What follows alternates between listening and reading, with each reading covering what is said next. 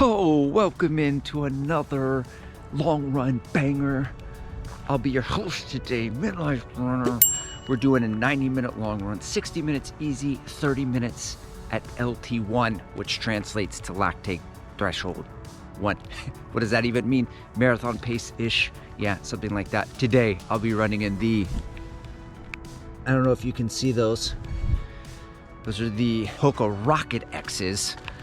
Got these off the Supwell app for 60 bucks. Shout out Joanna, Supwell certified. Let's go. I've run in them 2 straight days. This is the 3rd day. I can't stop running in them. I love them. We're going to talk about that along with the 6 things that I learned this year in 2024. Alrighty then. The first thing that I learned in 2024 was to let go. Let go of the data. Okay, because your boy over here is a little bit of a nerd. I love the low heart rate, love the heart rate training, and I run by pace, and I like that. But the reality is I need to be dialed in to my effort. One of the ways that I was able to let go of the data was to train by effort. And to train by effort, I mean train by time-based training, even in my workouts. So what that might look like was, instead of 12 by 400 and I'm running those 400s and I'm looking at my watch and going 127, I felt like a 125. I'm so slow. I better pick it up. This next rep is 1 minute on, hard, 1 minute off. 2 minutes on, hard, 9 out of 10, 1 minute off. 3 minutes on, hard, 1 minute off. And what that does is it allows me to just run hard. And at the end of that rep, if I look at my watch, what am I supposed to see? Oh, I covered 500 meters and 532 meters. Man, I really wanted 544.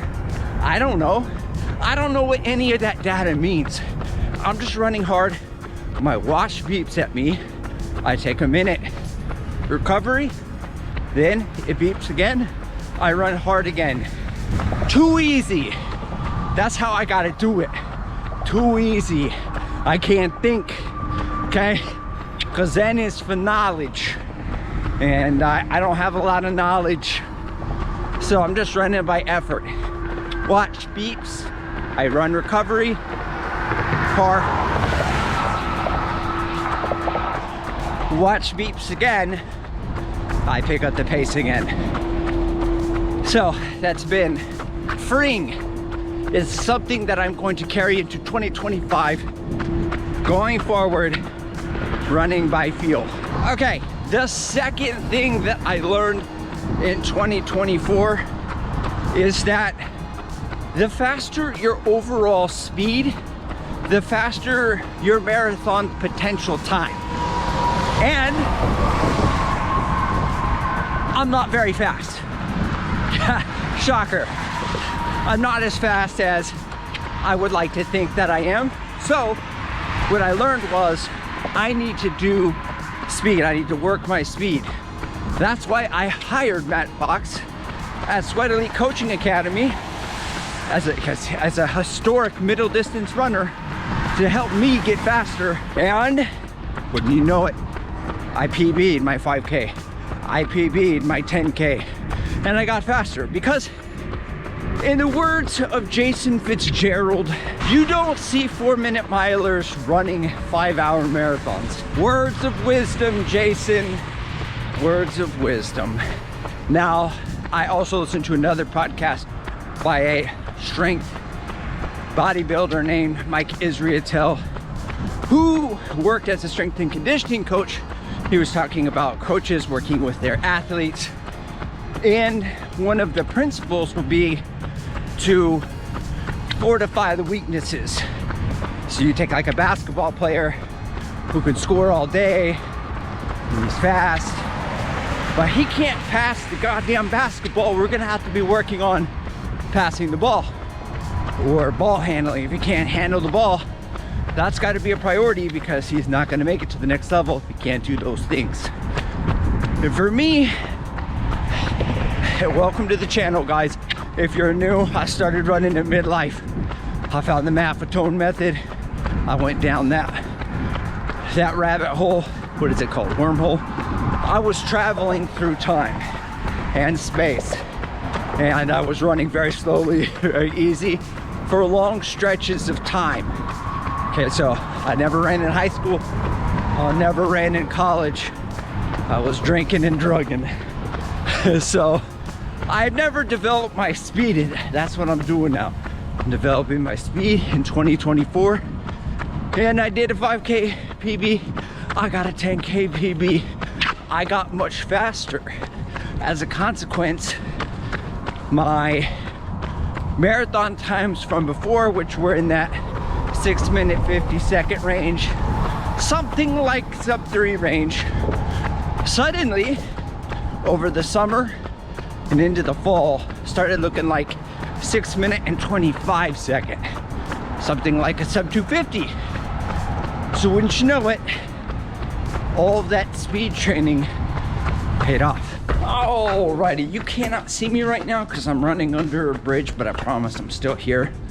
Oh, here I am. All right, the third thing that I learned in 2024 on that same note of training for speed is that training for speed and getting faster is different than training to get faster at the marathon. Oh no, where'd he go? He disappeared under the bridge again. There is a Red Hot Chili Peppers joke somewhere in here, and I'm not gonna find it. I don't have the energy to find the cringe right now anyway. So training for speed and training for a marathon are two different things, and it was confusing to me because they have similar sessions, workouts, whatever. When you're training for a marathon, you're still touching on VO2 max workouts. You're still doing some threshold work. You've got some long runs. When you're training to get faster, you have VO2 max workouts. You've got some threshold. Today, me, Andrew, coming back from overtraining, which is another story, we're gonna get to it. 2 months later, I'm returning to speed and I'm doing a long run. So, okay, speed work, marathon training, they've got the same assortment and variety of workouts. So what are those differences? I'll try to find a Matt Fox clip and put it right here. If I am too lazy, if future me is too lazy and I can't find that clip, I'm just gonna tell you. So training for speed, race specific stuff, it's gonna have a lot more speed work and more times, more frequency throughout the week versus marathon training. Once I get into the throes of marathon training, it's gonna be more weekly mileage, a longer long run. Today's long run is 90 minutes. It might be 2.5, 3 hours in marathon training. And in the middle of the week, I'm still touching on speed, but I might have one workout in marathon training versus having multiple workouts. End of lesson number 3. Alrighty, now the fourth thing that I learned in 2024 is that variety is king. And no, I did not cheat on my wife. I love my wife. But what I'm saying is that in the workouts, in the thresholds, in the VO2 maxes, yeah, I used to think variety is king. I do all those different paces, but that's really all I did. I had like 3 moves. That's all I did. Like Hanson half marathon plan, work with the coach. We do some VO2 max intervals. We do a little comfortably hard threshold work. And then maybe we work in some marathon pace inside of a long run. That's it. Not in 2024. 2024, we mix things up. We change things. Okay, because Matt Fox at Sweat Elite, he does things a little differently. And I've actually heard Steven Scullion talk about this in a 2-week block, hitting on all these different paces. So yeah, maybe 1 week VO2 max, comfortably hard threshold, the next workout. You get the standard paces. The next week, I do 30 second, 45 second, 60 seconds, mile pace, 3K pace, something faster, just a whole lot faster than 5K pace. The next workout, instead of threshold, we go half marathon pace, down to 10K pace, and we just alternate. A little bit faster than threshold, a little bit slower than threshold. We're touching on all those different paces, or like a 30-minute progressive run. Starting at LT1, going to LT2. Basically, if you want to really nerd it out in a 7-zone model, zone 3 to zone 4 to zone 5, something like that. So you're just touching on all those different paces. The beauty of this is that if I'm touching on every pace, if I have any miscalculations or misunderstandings of where my fitness is, and I think I'm running at threshold, but I'm a little bit short of it, I'm gonna run there. Then I'm gonna run a little faster. I'm gonna run everywhere. So the whole system's gonna get worked. Variety is king. Forever going forward. We're gonna be all over the damn place. Okay, plot twist. My battery ran out. So for number 5, we're gonna be talking about less is more. Also, it could be letting go part 2. So I just read an article by Steve Magnus, and he was talking about mistakes that he made early on in his career, which was trying to execute the training like it's a race to show up, because if you can hit these training workouts, that means you are that fitness for the race that you're trying to run, and then you show up on race day and then you don't perform. And to avoid that, and that's what I did, I overtrained for the Marine Corps marathon. In my training, I did the same thing. There was this one key workout that was 4 times 3 miles at marathon pace, a 22-mile whopper, 6 weeks maybe from the race. Did it in 77-degree weather. I hit all my paces in the 620s. The last 3 were at 630 for mile 19, 20, and 21. And after that day, I was like, I'm there. You know what? What's my next step? Now let me go for 245. Let me start doing doubles. Let me start adding mileage. I think if I just increase some volume, I can move it down to a 245, because I'm obviously already at a 250 and I haven't even broken a sub 3. So yeah, anyway, I'm going to be doing less is more. The training plan as it is, I'm just going to run it and see what I am capable of. All right, now this brings me to my last lesson is I don't know what I can run until I run it, AKA time goals are kind of dumb for me. I don't have the experience. I don't have the skill to know what I'm capable of running. So it's silly for me to try to do anything or modify my training to adjust to hit some sort of goal.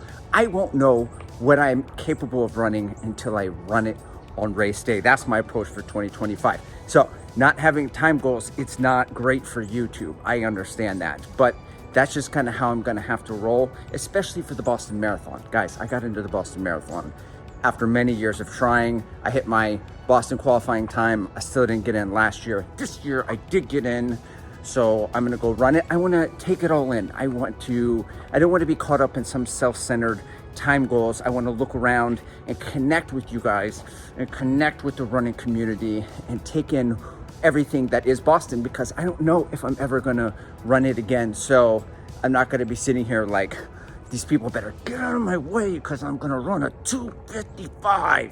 I don't know. I have no idea what I'm gonna run. So sad, no Breaking 3 series going forward, but I appreciate you guys still watching and following along this journey. Keep the same energy. Work on being better when I'm 70. Your drip is just a water spring. You know I drip different, just the 7 seas.